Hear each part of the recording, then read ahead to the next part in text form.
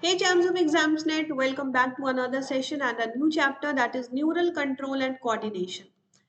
We have already discussed about the respiration, circulation and excretion. If you remember, in all those chapters there was a topic called regulation, right? We have discussed about the regulation of the kidney function, regulation of the heart rate, regulation of the respiratory rate, right? So under that topic, if you remember, we have discussed the role of the brain. Okay, there was a word called medulla oblongata. So what is medulla oblongata? This is part of the brain, right? So there we have seen how the functions or the processes are controlled or regulated by the brain, right? It means that the brain, which is part of the nervous system, controls and regulate various processes taking place in the body, right? At the same time, the organs or organ system of our body work in a coordinated fashion. Okay, they do not work in an isolated manner. For example, when we do heavy exercise, in that case the demand for energy in our body increases, right? And the supply of oxygen increases. When the oxygen supply is increased, it leads to an increase in the respiratory rate, increase in the heart rate, as well as an increase in the flow of blood through the blood vessels, right? So exercise is related to which part of the body? It is related to the locomotion, that means the muscle, right? Then the respiration is related to which organ? Lungs. Okay, because the respiratory rate also increases during the exercise. The heart rate also increases, that means the heart is also involved here. The blood vessels are also involved because it leads to increased flow of blood. So all these organs are working in a coordinated manner. You can see they are complementing each other's functions, right? So this process through which two or more organs interact and complement each other's function is known as coordination. Okay, so this thing is known as coordination. They are working in a coordinated manner.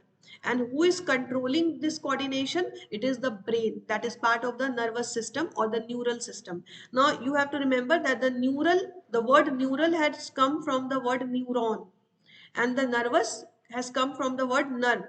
So both neuron and nerve are same thing. So we can use the word neural system or the nervous system. Both are correct. Okay. So there are two functions or two systems of our body which help in the coordination and regulation or coordination and integrations of the functions of different processes.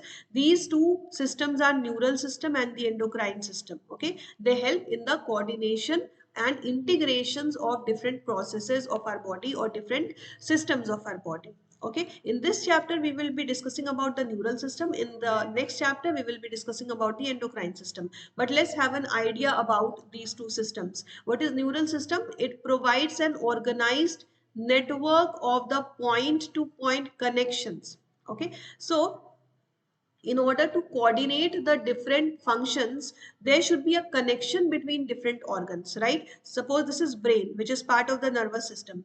This is an organ, let's say lungs. This is heart. So there should be a connection between all these points, right? Then only the message will be delivered from one point to next, right? So this network of point to point connection is provided by the nervous system, okay, or the neural system for a quick coordination. Okay, if such network will not be present, then it is not possible to coordinate the functions of different systems. Okay, and the endocrine system provides chemical integration through the hormones. So the endocrine system consists of different types of hormones that we will study in the next chapter. These hormones also carry messages from one place to another. Okay, so let's start with the first one, that is the neural system. Neural system, so I've already told you the word neural has come from the word neuron. So we can use the word neural system or nervous system because neuron means nerve. The neural system has two parts. First one is central nervous system or central neural system, and the second one is peripheral neural system. Okay, central nervous system is the site of information processing and control. So it will process the information, it will control all the information. Okay, for example, I am speaking because I am getting a command from the brain to speak. Okay, if I have to go somewhere, then I can do that only after receiving a command from the brain.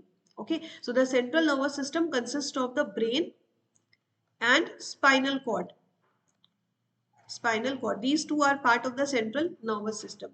Okay, so what is the work of the brain? It helps in the processing and the control of the information. Okay, the body parts can do some work only if they get the command from the brain. So who is controlling every function? It is the brain and the spinal cord. That means the central nervous system, which is controlling everything taking place in the body. Okay, but the message or the command that is sent by the brain has to reach to the body parts or the organs. How will it reach from the brain to the body part? It will reach through the nerve fibers. Okay, so nerve fibers are part of the peripheral nervous system. So the nervous system has two parts: the central nervous system, which controls and processes all the information, and the peripheral nervous system, which provides the nerve fibers. So nerve fibers work as a pathway for the transmission of the signals between the central nervous system and the organs or tissues. Okay, so this pathway is provided by the nerve fibers, and these nerve fibers are part of the peripheral nervous system. Okay,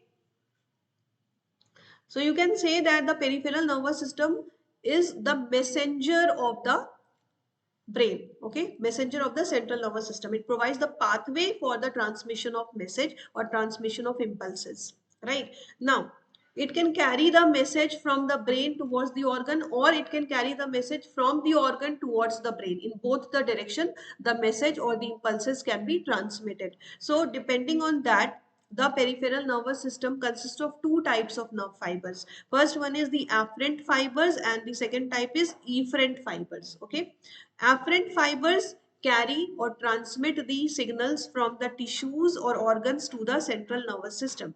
Tissues or organs towards the central nervous system. So they will help in taking the message, carrying the message towards the brain.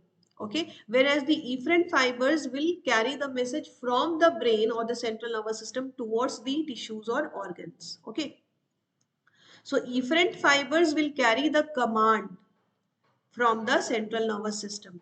Okay, now these fibers can carry the command or the message towards the skeletal muscle, or they can carry the message towards the involuntary muscle or the smooth muscle. Okay, so based on that, the peripheral nervous system is of two types: somatic nervous system and autonomic nervous system. Okay, the somatic nervous system will consist of the nerve fibers which will carry the impulses towards the skeletal muscle. Okay, and the autonomic nervous system, they will carry the message towards the smooth muscles or the involuntary muscles. Okay, skeletal muscles are voluntary muscles. We have already discussed about these in the chapter Locomotion and Movement.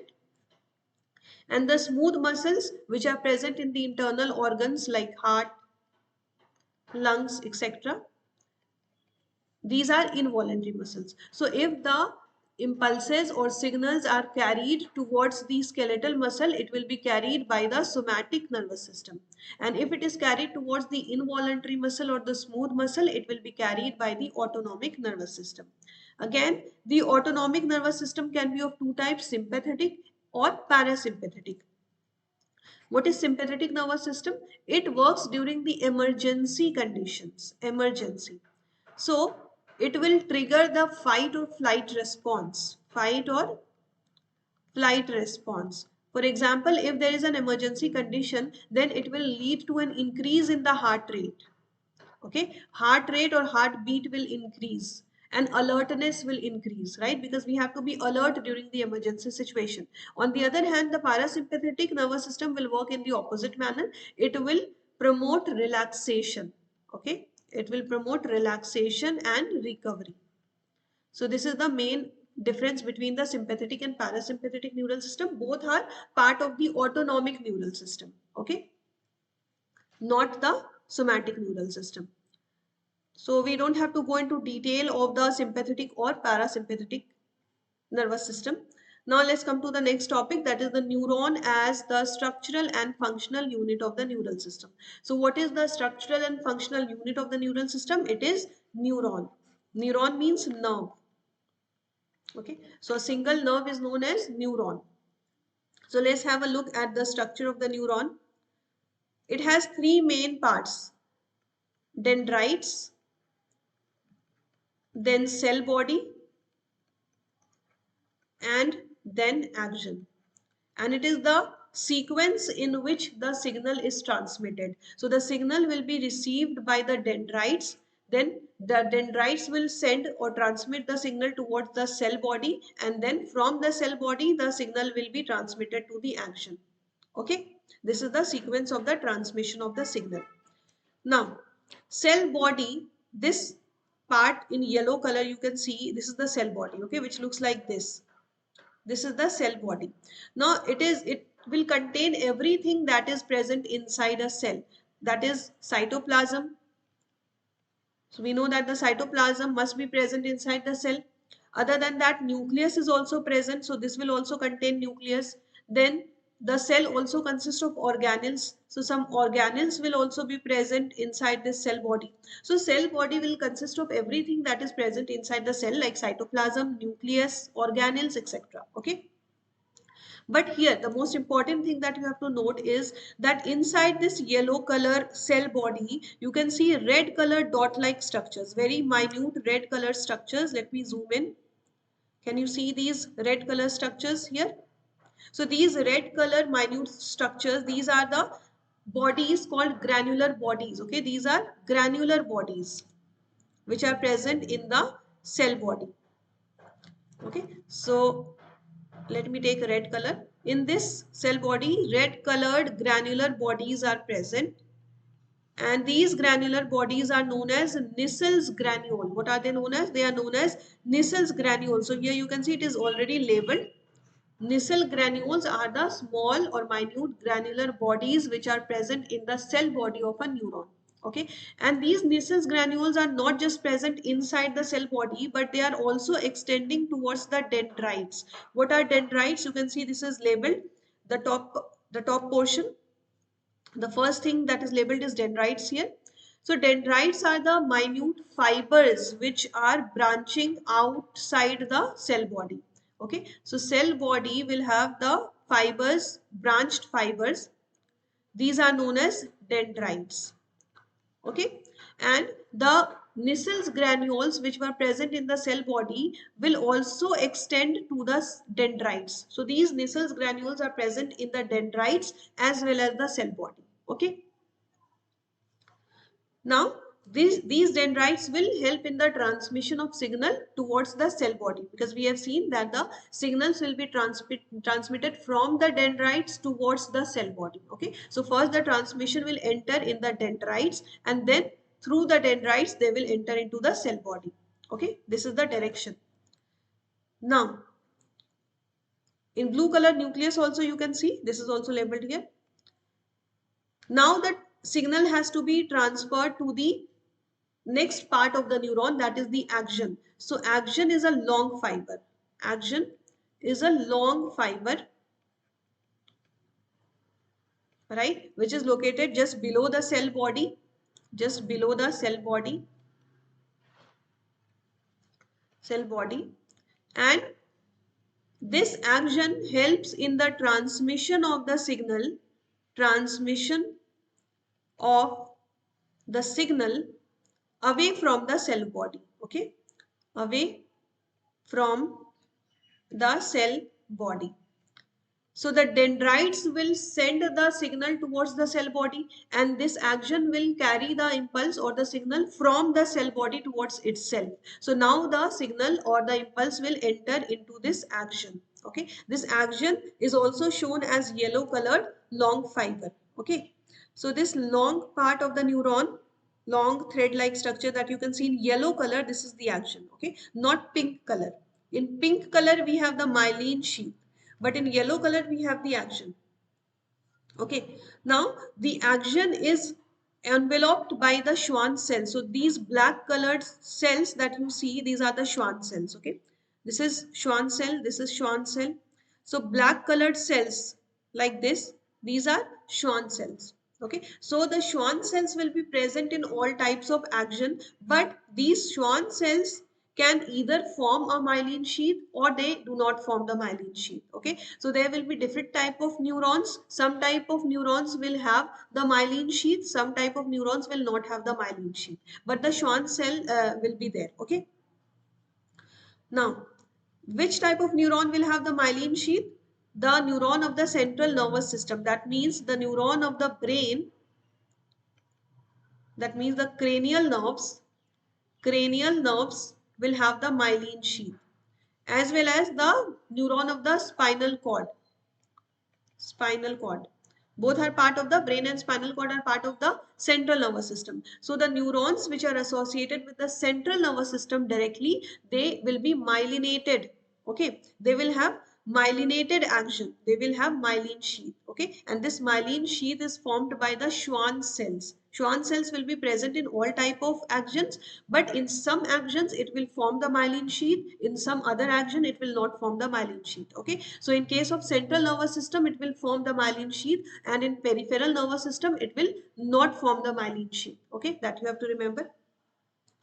And you can see here that these myelin sheaths are present in fragments. They are not regular, they are not in continuation from top to bottom, these are in fragments. So this is one myelin sheath, this is another myelin sheath, then upper part also this is another myelin sheath. So there is a number of myelin sheath formed by each Schwann cell. So each Schwann cell is forming one myelin sheath, right, as we can see here.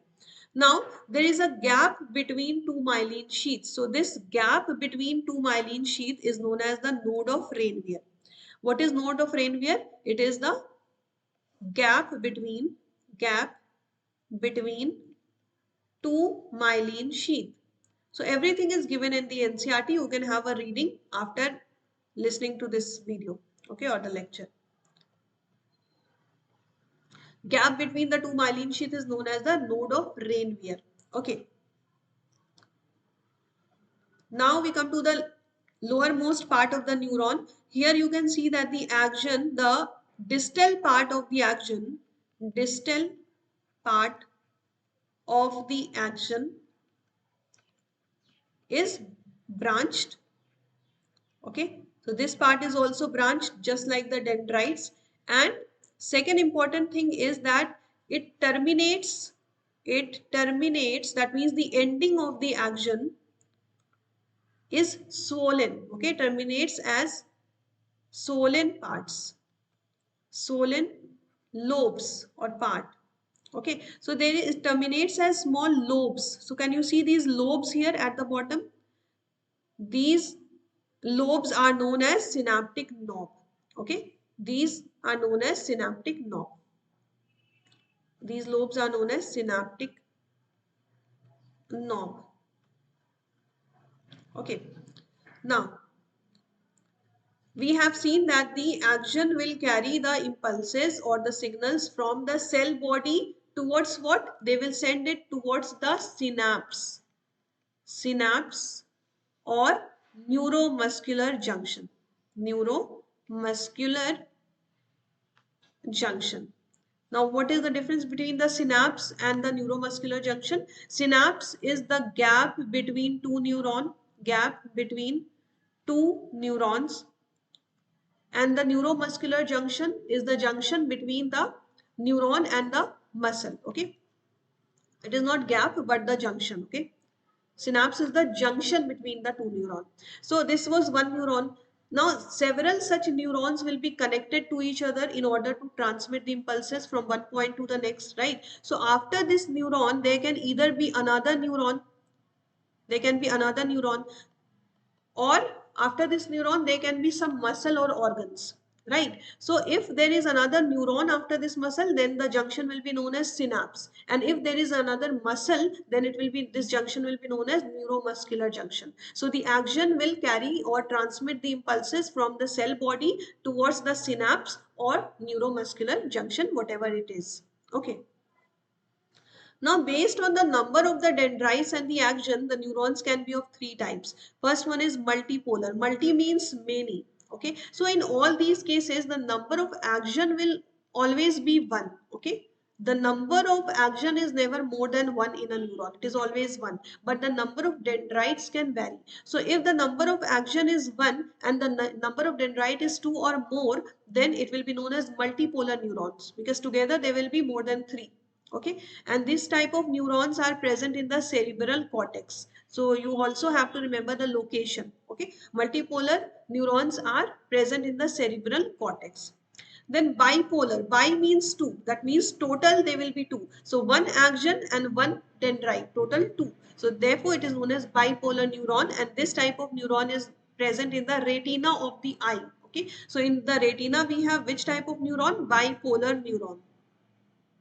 It is often asked this question. Bipolar neuron is present in the retina. Then the last one is unipolar. Unipolar means only one. So one action is must, it will be present. That means the number of dendrites will be zero. Then only the total, it will be one. So unipolar, that means one action and no dendrites. And this type of neuron can only be present in the embryo. Okay. If it is converted into a fetus or a baby, in a baby or an adult, they will be only bipolar or multipolar neuron. Okay. The unipolar neuron can only be present in the embryo. Now we come to the generation and the conduction of the nerve impulse. So we will discuss about the mechanism of the conduction of the nerve impulse now. Okay. So we know that the impulse has to be transmitted from one point to another, but how will this impulse be generated? So that we have to see here. Okay, we know that the neurons are excitable because of the presence of the polarized membranes. Okay, the membranes of the neuron are in a polarized state due to the presence of ion channels in them. Okay, so these membranes are polarized because of the presence of ion channels, and the presence of ion channels make the membrane selectively permeable to some ions. That means the membranes of the neuron can be permeable to some ions and impermeable to some other ions. Okay, that means it is selectively permeable. Now, during the resting phase, that means when the nerve is not conducting any impulse, it is in the resting phase. In that case, what happens? The membrane of the neuron is permeable to potassium. It is more permeable to potassium than sodium. Okay, so you have to pay attention at this topic because this is the most important part of this chapter and it can be quite confusing if you do not pay attention. Okay, I have tried to explain this in the simplest possible manner. So please pay attention here. Two types of ions are present outside the neuron, that means in the fluid outside the neuron: sodium ion and potassium ion. We know that the membranes of the neuron are selectively permeable, so sometimes it will be permeable to potassium, some other time it will be permeable to sodium.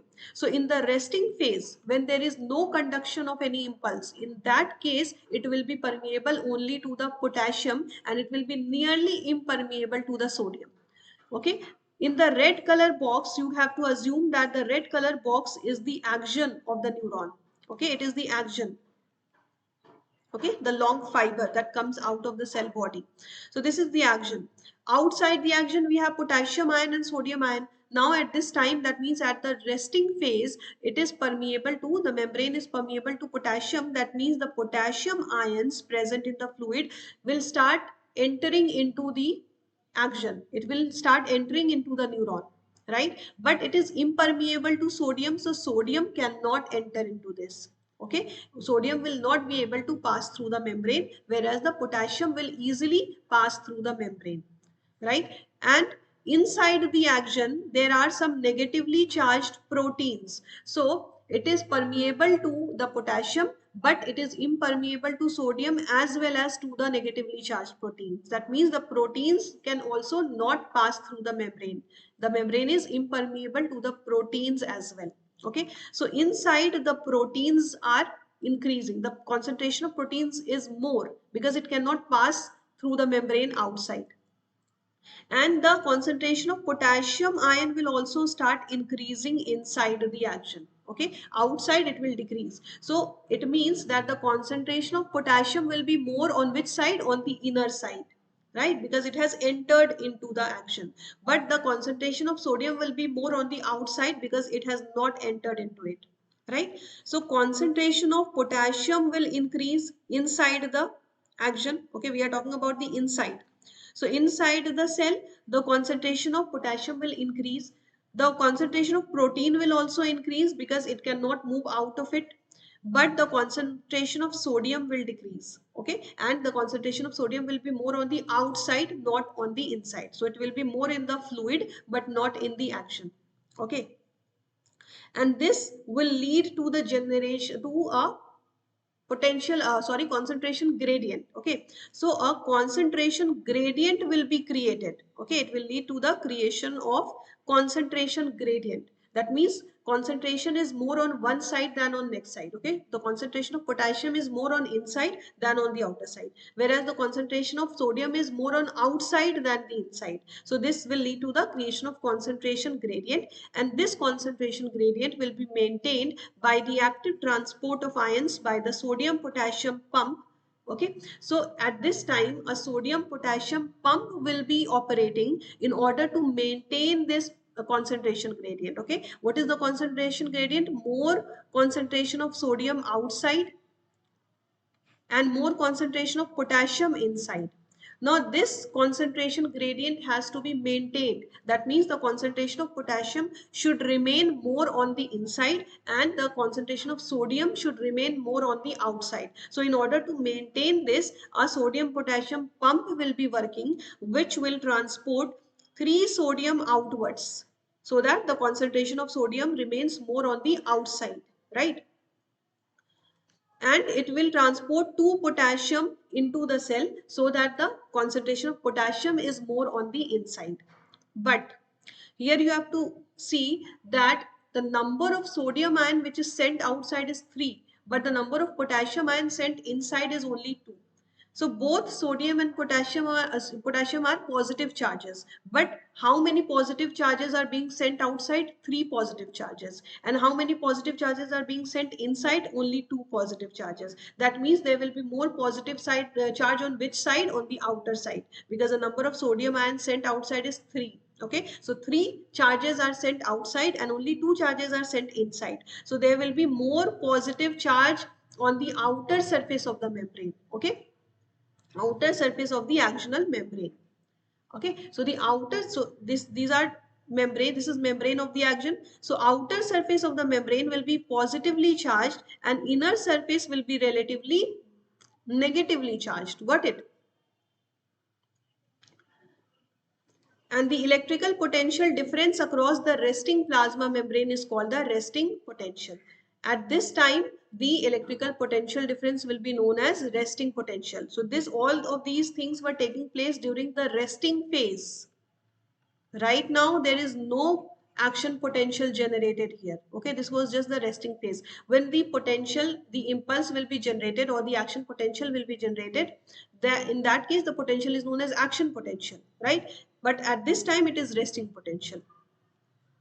Now we will see what happens when there is conduction of the nerve impulse. Before this, there was no conduction of the nerve impulse. The membranes were in a resting phase. Now there is conduction of the nerve impulse. So at a particular site, let's say a stimulus will be applied, right? How will the nerve impulse be conducted? It will be conducted only after applying a stimulus. Okay, so suppose this is the axon, this is point A. Okay, this is point A, this is point B, this is point C. So there are different points on this axon. The impulse will be transmitted from one point to the next. It will be, first it will be generated at point A, then it will move from point A to point B, then it will move from point B to point C, and like this it will move throughout the axon. Okay, so it has to be generated at some point. So let's say at particular site A, it is generated. So how it is generated? It will be generated after the application of a stimulus. So some stimulus will be applied on this point. And when the stimulus will be applied, the sodium will start moving inside. So before this, we have seen that there is higher concentration of sodium outside. Okay, inside there is negligible sodium. Inside there is more concentration of potassium. But now after the application of a stimulus, the sodium ions which are present outside will start moving inside. That means after the application of the stimulus, the membrane will become permeable to the sodium. right? So now the sodium will start moving inside. So outside the positive charge will decrease. Okay, in the resting phase, what we have discussed, that in the resting phase, do not confuse, okay, in the resting phase there will be more positive charge outside because of the higher concentration of sodium ion, okay, and there will be more negative charge inside.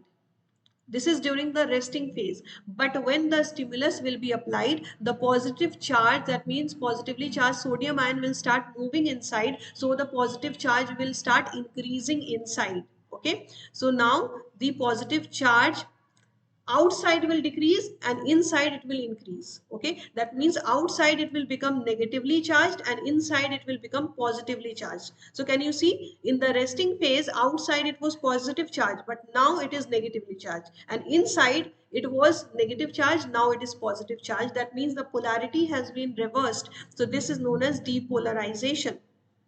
Okay, you have to remember, again I'm writing here, in the resting phase, in the resting phase there will be more positive charge outside, but during the conduction or generation of the action potential, during the generation of the action potential, there will be negative charge outside. So earlier there was positive charge outside, now there is negative charge outside. So polarity has been reversed. Similarly, if we talk about inside, in the resting phase it was negative and now it is positive. So inside also the polarity has been reversed. So this process is known as depolarization. Okay. This will happen only at that particular point A. But at the next point, that is point B, the case will be same as before. That means outside it will be positive and inside it will be negative. Okay. So in this case, what will happen? The current will start flowing in from positive charge to negative charge inside the action. Okay. So outside it will move from B to A and inside it will move from A to B. So let's have a look at this diagram. This is again from the NCERT. So in the upper diagram, this is number 1, the lower one is number 2. So in the upper part, you can see in pink color, we have the action, the part of the action inside the membranes. Okay. So outside it is negatively charged and inside it is positive charge, because here the action potential has been generated. Okay. The impulse has been generated. But at point B, it is still in the resting phase. It is still in the resting phase. That means outside there will be more positive, that means more sodium, and inside there is negative because of the presence of potassium and less concentration of sodium. Okay.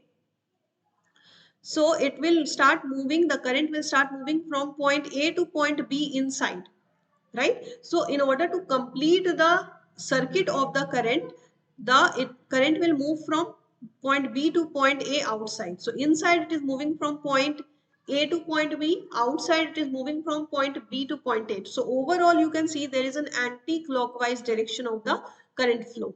Okay. And it will happen at both the membranes. In this diagram, you can see this is the upper membrane, this is the lower membrane. So you can see inside it is moving from positive charge to negative charge from point A to point B, outside also positive to negative, that means B to A. Okay. At the lower membrane also you can see positive to negative inside, positive to negative outside. Okay. So the current is always moving from positive charge towards the negative charge. Okay. So inside it will move from point A to point B, outside it will move from point B to point A. Okay. So on the upper membrane, you can see it is anti-clockwise. But in the lower membrane, you can see it looks clockwise. Okay. So you don't have to think about clockwise or anti-clockwise direction. You just have to remember that the flow of current is from the positive charge to the negative charge. Therefore, it will move from point A to point B inside the action, and outside it will move from point B to point A. Okay. And this way the action potential which was generated at point A will reach the point B. Okay. Action potential or the nerve impulse will reach from point A to point B. Okay. And this process is repeated along the action from one point to the next. So similarly, the action potential will start from point B, it will reach point C, then from point C to point D to point E. So it will move throughout the length of the action. Okay, and then finally it will reach at the terminal part of the action. And here you have to remember that the rise in the stimulus induced permeability to sodium is extremely short lived, because we know that originally, that means in the resting phase, it was, the membrane was impermeable to sodium. It was permeable only to the potassium. But when the action potential was generated, then it became permeable to sodium. So this permeability to sodium was induced by the stimulus. It was not induced before that. Okay. So this is a stimulus induced permeability which will remain for a very short period. Okay. It is extremely short lived, and quickly it will be followed by a rise in permeability to potassium. Okay. So just after a moment, it will again become permeable to the potassium. Okay, within a fraction of seconds, potassium ions will diffuse outside the membrane. Now what will happen? The potassium ions will start moving out. Okay, and it will restore the resting potential. Again, the resting potential will be restored. The fiber will become more responsive to further stimulation. Okay, then again a stimulus will be applied. Again, the similar things will be repeated. Okay, and then it will move from, the impulse will move from one point to another. Okay, so this was the action. This is point A, point B, point C. The impulse will start at point A, it will move to point B, then it will move to point C, and gradually, very quickly, it will come to the terminal part of the action. That means at the synaptic knobs. Okay, it will reach the synaptic knobs. Okay, what is synapse? I have already told you that synapse is the junction of the two neurons. So when it will reach at the terminal part of the action, at this point another neuron will start. Okay, so now the impulse has reached at the end of the action and it has to be transferred to another neuron. Okay, and the junction between the two neurons is known as synapse. Okay, so we can say that the impulse has reached at the synapse. Now this synapse will be formed by two membranes or two neurons, the presynaptic neuron and the postsynaptic neuron. So this is neuron number 1. Suppose this is neuron number 1 and this is neuron number 2. This is neuron number 3. So the impulses have to move from one neuron to the next. Okay. So between just the junction of the two neurons is known as synapse, right? So the synapse will consist of both the neurons which was present before and the neurons which is present afterwards. That means the neurons from which the impulse is coming and the neuron to which the impulse has to go. So the neuron from which the impulse is coming is known as presynaptic neuron, and the next neuron to which the impulse has to be transferred is known as postsynaptic neuron. Okay, and these two neurons might be separated by a gap called synaptic cleft. It is not necessary that it will be separated by a gap, but most of the time it is separated by the gap called synaptic cleft. Now, based on the presence or absence of the synaptic cleft, the synapse is of two types: electrical synapse and chemical synapse. In electrical synapse, there is no gap between the presynaptic neuron and the postsynaptic neuron. That means there is no synaptic cleft. In the electrical synapse, there is no synaptic cleft. Okay, and there is close proximity between the membranes of the presynaptic neuron and the postsynaptic neurons. So in this case, the presynaptic neuron from which the impulse is coming and the postsynaptic neuron to which the impulse has to be transferred, both are in very close proximity. They are situated very close to each other such that there is no gap between the membranes. Okay, so this leads to a direct flow of current from one neuron to another. Okay, so this transfer of impulse will be very fast because there is no gap between the neurons, right? So it will be very fast, but it is very rare in our body. mostly chemical synapses are found. Electrical synapses are found very rarely. Okay, and this is similar to the impulse conduction along a single action. So it will be as fast as the conduction of the impulse in a single neuron, right, or a single action. On the other hand, the second type of synapse known as the chemical synapse, in this case, the gap will be present between the two neurons, presynaptic neuron and the postsynaptic neuron. So in this case, what will happen? The membranes of the presynaptic neuron and the postsynaptic neuron will be separated by a fluid-filled space called synaptic cleft. Okay, so this space will be filled by a fluid. You can see the diagram here. In green color, we have the axon. Can you see the upper part is the axon? Now, the lower or the terminal part of the axon is swollen. It is known as the synaptic knob. Okay, so in yellow color, which looks like this, it is synaptic knob. Synaptic knob. And inside this knob, you can see purple color circular bodies.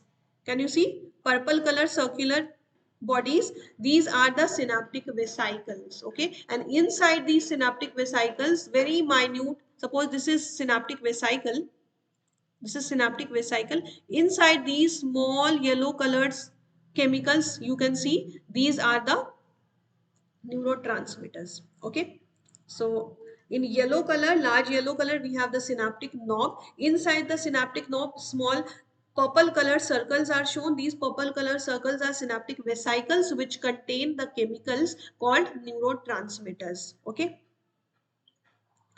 and this membrane, this lower, let me take another color, I'm taking red color. Okay, so in this red color, can you see this is the membrane of the postsynaptic neuron in red color that I have shaded. This is the membrane of the postsynaptic neuron, and this one is the membrane of the presynaptic neuron. Okay, so I have colored both the membranes. The upper one is the membrane of the presynaptic neuron and the lower one is the membrane of the postsynaptic neuron. Okay, let me zoom in. So can you see in red color I have shaded two membranes. The upper one is the membrane of the presynaptic neuron and the lower one is the membrane of the postsynaptic neuron. So you can see that the chemicals which were present inside the synaptic vesicles have been released in this gap. In blue color, we have the gap between the presynaptic and the postsynaptic neuron. Okay, you can see the blue color. This is the gap or the synaptic cleft, right? Also, and one very important thing that you have to notice here, that in the postsynaptic neuron, that is the lower membrane, can you see these receptors? These X-shaped receptors are present like this. So these are the receptors. So where are the receptors present? These are present in the postsynaptic neuron. Now let's see what happens when the impulse reaches at the terminal end of the action. Okay. I have already told you that the neurotransmitters are the chemicals which are involved in the transmission of the impulses in a chemical synapse, not in the electrical synapse. So these are the chemicals which are involved in the transmission of the impulses. Now what happens when the action potential reaches at the terminal of the action, that means at the synaptic knob, then what happens? It stimulates the movement of the synaptic vesicles. So inside this knob, the synaptic vesicles were present. These synaptic vesicles will start moving towards the membrane, and here we have the postsynaptic neuron. So the vesicles will fuse with the plasma membrane of the presynaptic neuron and release their neurotransmitters, release their chemicals called neurotransmitters in the synaptic cleft. So this is the presynaptic neuron. This is the postsynaptic neuron. Okay. The vesicles will fuse with the presynaptic neuron, the membrane of the presynaptic neuron, and then release the chemicals inside this gap. Chemicals will be released in the synaptic cleft. This middle portion is the synaptic cleft. The chemicals, neurotransmitters, will be released in the synaptic cleft, and then these chemicals will bind with the receptors which are present in the postsynaptic neuron. Okay. So these neurotransmitters will bind with the receptors which are present in the postsynaptic neuron, which will lead to the opening of the ion channels, allowing the entry of the ions. Now the ion channels will open and the ions will start moving, right? And it will lead to the generation of a new potential in the postsynaptic neuron. So right now that we have discussed the generation of the action potential, that was taking place in the presynaptic neuron. Now when the neurotransmitter will bind with the receptors of the postsynaptic neuron, similar type of action potential will be generated in the next neuron, that is the postsynaptic neuron, and again the impulses will start moving from one point to another in the same neuron, and again it will enter into the third neuron and same thing will be repeated. Okay, and this new potential can be excitatory or inhibitory. That means it can be have positive effect or negative effect, both. So we have discussed about the generation of the action potential as well as the conduction of the action potential. Okay, this was very important. I hope you have understood this. Repeat the video if you have not understood this, and even after repeating the video, you have any doubt and you want me to explain it again, then I can try that. Okay, let's start with the next topic, that is central neural system. Okay, central neural system, we know that it consists of the brain and the spinal cord, brain and spinal cord, but here we will be focusing on the brain only. So brain is the central information processing organ, which is also known as command and control system. Okay, it is the command and control system of our body, because we do everything after getting command from the brain. Okay, without getting the command from the brain, our body does not do anything. Okay, it controls voluntary movement, body balance, functions of involuntary organs as well. Then some other things like thermoregulation, circadian rhythm. Circadian rhythms are the 24-hour rhythm of the body. Okay. Then activities of the endocrine hormones and human behavior. Everything is controlled by the brain. Okay. That is why it is known as the control and command center of our body, and it is also responsible for the processing of hearing, speech, vision, emotions, intelligence, etc. That means all of our sense organs, that is eyes, ears, nose, skin, everything is under the control of the brain. Okay. Now the brain is well protected inside the skull. We know that, right? This is the skull and the brain is well protected inside it. But if this is the brain, suppose this is the brain, this brain is covered by the cranial meninges, which consist of three layers. Okay, the brain is first covered by the cranial meninges, which consist of three layers. The outer layer is known as dura mater. Outer layer is known as dura mater. The middle layer is known as the arachnoid. Arachnoid is the middle layer, and the inner layer is known as the pia mater. Okay, so dura mater, arachnoid and pia mater, these are the three layers of the cranial meninges which cover the brain. Okay, brain is a very soft organ, so it has to be well protected. So it is first covered by the cranial meninges consisting of the three layers, dura mater, arachnoid and pia mater, and then outside the cranial meninges we have the skull, which protects the brain very well. Okay, skull is a very hard part, therefore the brain is well protected inside the skull. Okay, so if this is brain, first this brain will be covered by the meninges, three layers of the meninges. The inner layer is known as the pia mater, middle layer is known as the arachnoid, and outer layer is known as dura mater, and then outside this we have the skull. Got it? Now the brain can be divided into three parts: the forebrain, midbrain and hindbrain. So let's see the forebrain. The forebrain will be the largest part that we have to study, and midbrain and hindbrain are very small.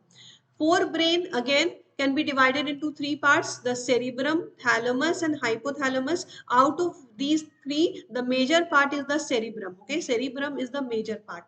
So forebrain, midbrain and hindbrain are three parts of the brain. Again, the forebrain can be divided into three parts: the cerebrum, thalamus and hypothalamus. So let's start with the cerebrum. It forms the major part of the brain, I have told you, and it is divided longitudinally by a deep cleft. So suppose this is the cerebrum Longitudinally, it is divided by a deep cleft into right and left cerebral hemisphere. Okay, so this is right cerebral hemisphere, this is left cerebral hemisphere. And these right and left cerebral hemispheres are connected by a tract of nerve fibers known as corpus callosum. So we saw that the cerebral hemisphere or the cerebrum is divided into left and right cerebral hemispheres by it is divided longitudinally by a deep cleft, and these two parts are connected to each other with the help of a tract of nerve fiber known as corpus callosum. Okay, so what does corpus callosum do? It helps in the connection of the right hemisphere and the left hemisphere. The cerebral hemispheres are covered by a layer of cells called cerebral cortex, which are thrown into prominent folds. Now the cerebral hemisphere is covered by a layer of cells known as cerebral cortex. So this is the cerebral hemisphere. Then this hemisphere, which is divided into left and right cerebral hemisphere, it is covered by a layer of cells known as cerebral cortex. So this is cerebral cortex. Okay, this is the outer part, outer layer of the cerebral hemisphere. Similarly, inside there will be a layer of the cerebral hemisphere. The outer layer of the cerebral hemisphere, that is the cortex, will be darker in color, whereas the inner layer of the cerebral hemisphere will be very light or white in color. Okay, so first we will talk about the cerebral cortex, that is the outer layer of the cerebral hemisphere. It is also known as gray matter because of its dark appearance. And why it is dark? Because of the presence of the neuron bodies. So we know that the neuron consists of a neuron body along with the dendrites and then axon, right? So the neuron bodies are concentrated here. Okay, due to the presence of the neuron body or due to the concentration of the neuron cell body, the appearance is dark. Okay, therefore it is known as gray matter. We are talking about the cerebral cortex. Okay, so you have to remember why it is known as gray matter, because of the concentration of the neuron cell body, it appears darker in color. Okay, and it contains three type of areas: motor areas, sensory areas, and associated areas.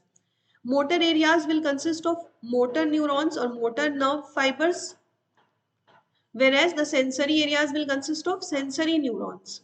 Now, what are sensory neuron and motor neuron, that we will see. Don't worry. But here you have to remember that it consists of three areas: motor areas, sensory areas, and the third type of areas known as associated areas, which are neither clearly motor nor clearly sensory. Okay. And what are the functions which are performed by the associated areas? So these are involved in the complex functions like intersensory associations, memory, communication, etc. Okay, so the complex functions like memory, communication, these are under the control of the associated areas, which are neither clearly motor nor sensory. So right now we saw that this is the cerebral hemisphere, which is divided into right and left. It is the cerebrum. This is the cerebrum, which is divided into right and left cerebral hemisphere by a deep cleft. Okay. This cerebrum had an outer layer. It was covered by an outer layer known as cerebral cortex. So this cerebral cortex was the outer layer. Similarly, there will be a layer inside which is known as white matter. Okay, the outer layer known as cerebral cortex is known as gray matter because of the concentration of the neuron cell body, whereas the inner layer of the cerebral hemisphere is known as white matter. Okay, it is the inner part of the cerebral hemisphere. And why it is known as white matter? Because of the presence of the fibers of tracts, that is corpus callosum, which are covered with myelin sheath. So in this region, the fibers of the tract are covered with the myelin sheath, and the presence of the myelin sheath gives an opaque white appearance. Opaque white appearance to it. Therefore it is known as white matter. Okay, you will remember the outer layer of the cerebral hemisphere is known as cerebral cortex, that is known as gray matter, and the inner layer of the cerebral hemisphere is known as white matter because of the presence of the myelin sheath here. Okay, so right now we have seen that the brain has three parts, is divided into three parts: the forebrain, midbrain and hindbrain. Right now we are discussing about the forebrain.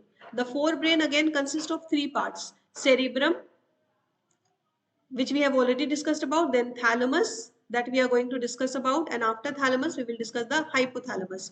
All these parts, the cerebrum, thalamus and hypothalamus, these are part of the forebrain. Okay. The thalamus is wrapped by the cerebrum. That means the thalamus will be located just below the cerebrum. Okay, this is the thalamus. So it will be wrapped by the cerebrum. Okay, it is located just below the cerebrum, and below the thalamus again there will be hypothalamus. So the top part is the cerebrum, then lower to cerebrum there will be thalamus, and further lower to the thalamus there will be hypothalamus. Okay. And this thalamus is the major coordinating center for sensory and motor signaling. So right now we have discussed about the sensory areas and motor areas. Now here we will see what do we mean by sensory and motor. This is not given in the NCERT, but I have mentioned it.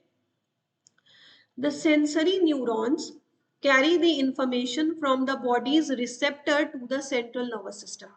That means they carry the information or impulse from the sensory organs, from the sensory organs towards the central nervous system, that is the brain. Okay, so it will carry the information from the body's receptor to the central nervous system for processing, and therefore it is also, these neurons are also known as afferent neurons or afferent fibers. So they are helping in the input, okay, input of the signal into the brain, right? Sensory neurons detect the stimuli. So suppose this is the leg, here some, suppose this is the matchstick, okay, and I touch the matchstick, burning matchstick with your leg. That means a stimulus will be received at this point, okay, and this stimulus will be detected by the sensory neurons, and then this information will be sent to the brain. Okay. On the other hand, the motor neurons or the motor nerve fibers, which are also known as efferent fibers, they help in the output of the message. Okay, so they will carry the message from the central nervous system to the concerned tissue or organ. So they will carry the information or commands from the central nervous system to the concerned muscles or glands to act according to it. So when we will receive the command from the brain, then we will stay away from the burning matchstick. Okay. So we can say that the motor neurons trigger the responses. Sensory neurons detect the stimuli, and the motor neurons trigger the responses because they will carry the command from the brain towards the concerned tissue or organ. Okay, so this was thalamus. Now we come to the hypothalamus, which is lowest part of the forebrain. So it lies at the base of the thalamus. First there is cerebrum, then lower to cerebrum there is thalamus, which is wrapped by the cerebrum, and then the base, at the base of the thalamus we will have the lowest part, that is the hypothalamus. Okay.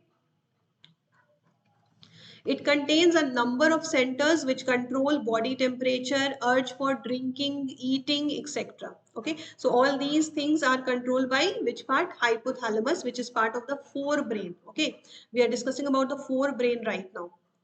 And it also contains several groups of neurosecretory cells which secrete hormones known as hypothalamic hormones. Okay, so the hypothalamic hormones are secreted by the hypothalamus of the forebrain.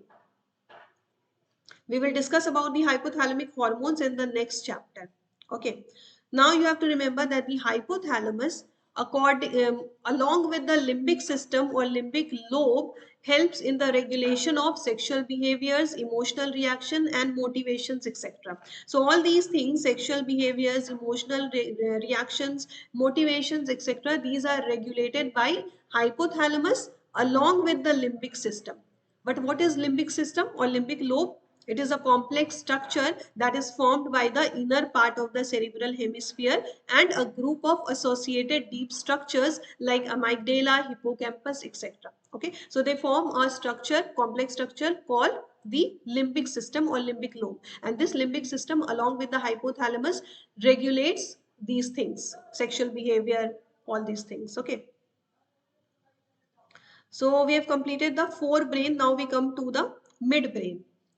So after forebrain comes the midbrain. It is present between the thalamus of the thalamus or hypothalamus of the forebrain and the pons of the hindbrain. So this is the forebrain. What is the lowest part of the forebrain? Hypothalamus. Okay, hypothalamus. And here we have the hindbrain, which is the uppermost part of the hindbrain. It is pons. Uppermost part of the hindbrain is pons. So between the lowest part of the forebrain and the uppermost part of the hindbrain is located the midbrain. Okay, so it is located between the thalamus or hypothalamus of the forebrain and the pons of the hindbrain. A canal called cerebral aqueduct passes through the midbrain. Okay, so a canal called cerebral aqueduct passes through which brain? Midbrain.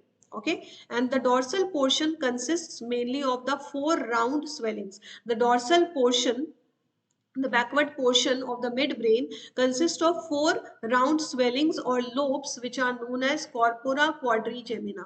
Okay, these 4 lobes are known as corpora quadrigemina. So you have to remember these terms. Cerebral aqueducts. What is cerebral aqueduct? This is a canal which passes through the midbrain. And what is corpora quadrigemina? These are the 4 lobes which are present on the dorsal part of the midbrain. Okay. So we have discussed about the forebrain and the midbrain. Now we come to the hindbrain. So hindbrain is the lowest part or the last part of the brain.